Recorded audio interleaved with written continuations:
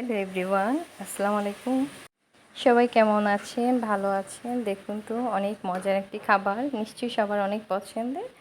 কাতলা মাছ দিয়ে কচু দিয়ে আমি আজকে রান্না করেছি। দেখতে যেমন সুন্দর হয়েছে, খেতেও কিন্তু ঠিক তেমন সুস্বাদু হয়েছে। চলুন আমরা মূল উপকরণে চলে যাচ্ছি। দেখতে কতটা লোভনীয় লাগছে দেখুন তো, খেতেও কিন্তু ঠিক তেমনই হয়েছে। এই যে আমরা চলে যাচ্ছি, এই জন্য আমি কয়েক পিস বড় বড় কাতলা মাছ ধুয়ে পরিষ্কার করে নিয়েছি। মাছটা আমি ম্যারিনেট করে নিচ্ছি হলুদ গুঁড়ো, মরিচ গুঁড়ো আর লবণ দিয়ে আমি এটাকে ম্যারিনেট করে রাখছি। মাছটা কিন্তু আপনারা অবশ্যই ভালো করে ধুয়ে নেবেন লবণ পানি দিয়ে, গরম পানি দিয়ে। এই যে এখন দিয়ে দিচ্ছি একটু লেবুর রস। লেবুর রসটা দিলে না মাছটা খেতে কিন্তু অনেক ভালো লাগে, আপনি ভাজা মাছটাও খেতে পারবেন। যার জন্য আমি এখানে সামান্য পরিমাণ লেবুর রস ইউজ করেছি। এখন ভালো করে মেখে দিচ্ছি মাছটাকে, এপাশ ওপাশ করে মেখে নিচ্ছি। মাছটা মেখে রেখে দেব বেশ কিছুক্ষণের জন্য, 10 থেকে 15 মিনিটের জন্য রেস্টে দিচ্ছি। এই যে এখন আমি ফ্রাই প্যানে সরষের তেল নিয়েছি, আজকে আমি সরিষার তেল দিয়ে এই রান্নাটা করব। তেলটা যখন একটু গরম হয়ে আসবে তখন আমি মাছগুলো একে একে প্যানে দিয়ে দিচ্ছি। এই যে দেখুন তেলটা কিন্তু ভালোই গরম ছিল। সব সময় চেষ্টা করবেন গরম তেলে মাছ দিয়ে ভাজার জন্য। এই যে এখন সুন্দর করে মাছগুলো ভাজা হচ্ছে, এপাশ ওপাশ আমরা উল্টে দেব।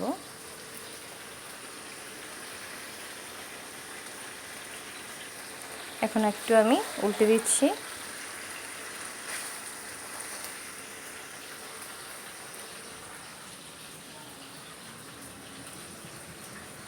কাতল মাছ খেতে কে কে পছন্দ করেন আমার মতো? আমার কিন্তু ভীষণ ভালো লাগে। রুই মাছের থেকে কাতল মাছ মজা বেশি, আমার সেটাই মনে হয়। এই যে আমি সব মাছগুলো উল্টে দিয়েছি, আবার উল্টে দিচ্ছি, একটু ভালো করে ভেজে নেব।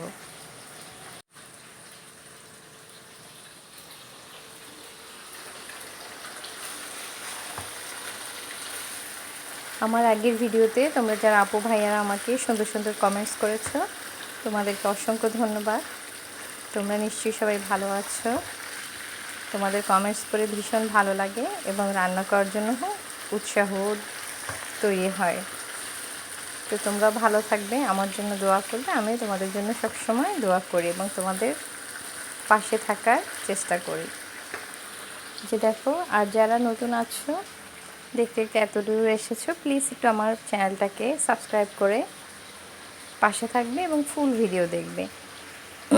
যে মাছ ভাজাটা আমি সব তুলে নিয়েছি, এবার আমি সেম প্যানেই তেল দিয়ে দিচ্ছি বড় দুটো পেঁয়াজ কুচি। আমি দুটো পেঁয়াজ কুচি দিয়েছি এখানে। এখন তেলের সাথে ভালো করে মিক্স করে দেব। যে দেখো ভেজে নিচ্ছি, পেঁয়াজটা যখন একটু নরম হয়ে আসবে তখন আমরা অন্য সব মশলা দিয়ে দেব।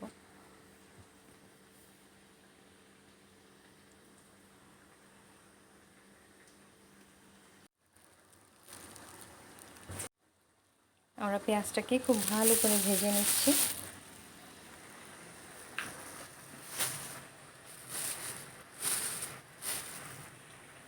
এবার দিয়ে দিচ্ছি আদা বাটা 1 টেবিল চামচ, রসুন বাটা 1 টেবিল চামচ। এবার সামান্য গরম পানি দিয়ে আমি মশলাটাকে আবার ভালো করে ভুনে নেব। দিয়ে দিচ্ছি 1 টেবিল চামচ লবণ। এই যে দেখো এখন দিয়ে দিচ্ছি 1 টেবিল চামচ হলুদ গুঁড়ো, 1 টেবিল চামচ মরিচ গুঁড়ো, হাফ টেবিল চামচ জিরা গুঁড়ো, হাফ টেবিল চামচ ধনিয়া গুঁড়ো। এগুলো দিয়ে আমি ভালো করে মশলাটাকে ভুনে নিচ্ছি।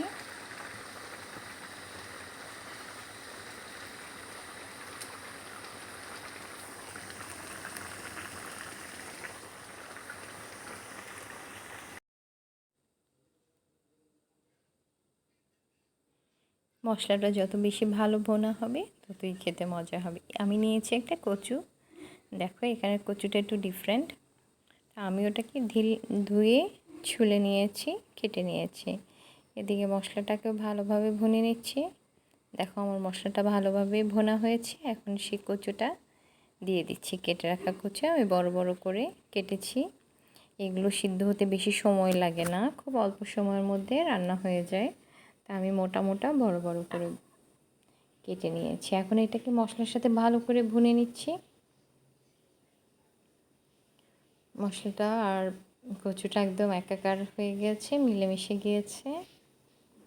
দেখো ভালো করে ভুনবো আমরা এটাকে। আমি কিন্তু রান্নাটা খুব কম তেলে রান্না করেছি। দেখো যত কম খাওয়া যায় ততই ভালো। যার কারণে দেখো তেল কিন্তু এরকম বোঝা যাচ্ছে না, আমি কমই নিয়েছি। তোমরাও চেষ্টা করবে ঠিক এভাবেই রান্না করতে।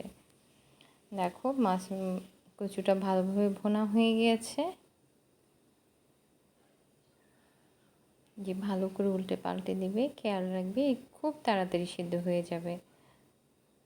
আর এটাতে একদমই গলা চুলকায় না। আমি দিয়ে দিচ্ছি এখানে ফুটন্ত গরম পানি। সবার কচুতে নাকি কেমন গলার মধ্যে করে চুলকায়, বাট এটা একদমই সেটা হয় না, এটা একদম ভিন্ন রকম।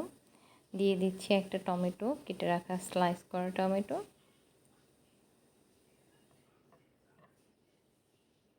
এবার আমি যেহেতু ফুটে উঠেছে পানিটা, আমি এখন মাছগুলো একে একে সব দিয়ে দিচ্ছি, ভেজে রাখা মাছগুলো। দেখো মশলাটা দেখতে সুন্দর লাগছে। পানিটা কচুতে কখনোই ঠান্ডা পানি দেবে না, তোমরা গরম পানি দেওয়ার চেষ্টা করবে। যে দেখো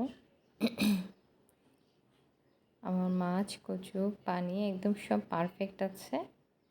একটু উল্টে পাল্টে দেব।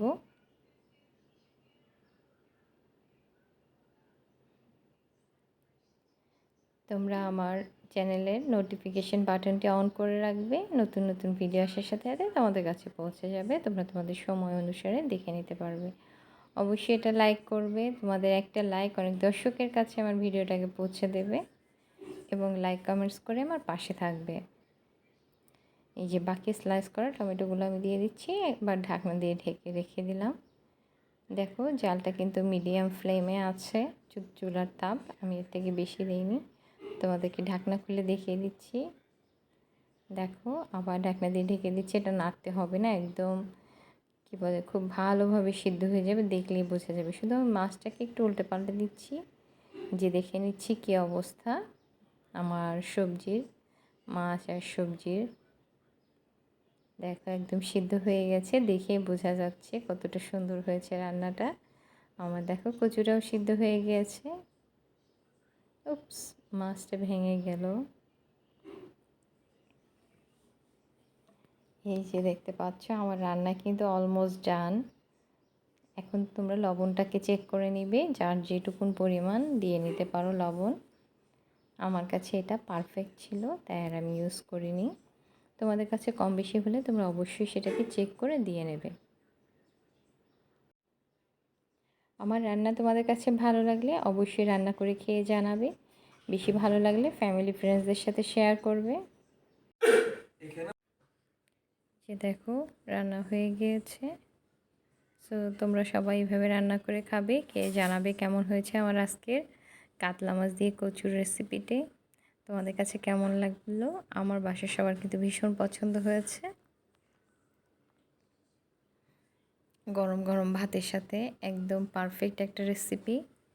এই গরমের দিনে ডিনারে বা লাঞ্চে তোমরা এটা অনায়াসে খেতে পারবে। দিয়ে দিচ্ছি জিরা গুঁড়ো, তেলে রাখা ভাজা জিরা গুঁড়ো দিয়েছি আমি, একটা সুন্দর অ্যারোমা আসবে তাই। এবার দিয়ে দিচ্ছি কয়েকটা কাঁচামরিচ আর হচ্ছে ধনিয়া পাতা কুচি। ব্যাস একদম পারফেক্ট মাছের ঝোল যেটাকে বলে, সাথে কচু আছে। যে দেখো হয়ে গিয়েছে। এই অ্যামটা কতটুকু সিদ্ধ হয়েছে আমি তোমাদেরকে দেখাচ্ছি। দেখো খুলে খুলে যাচ্ছে।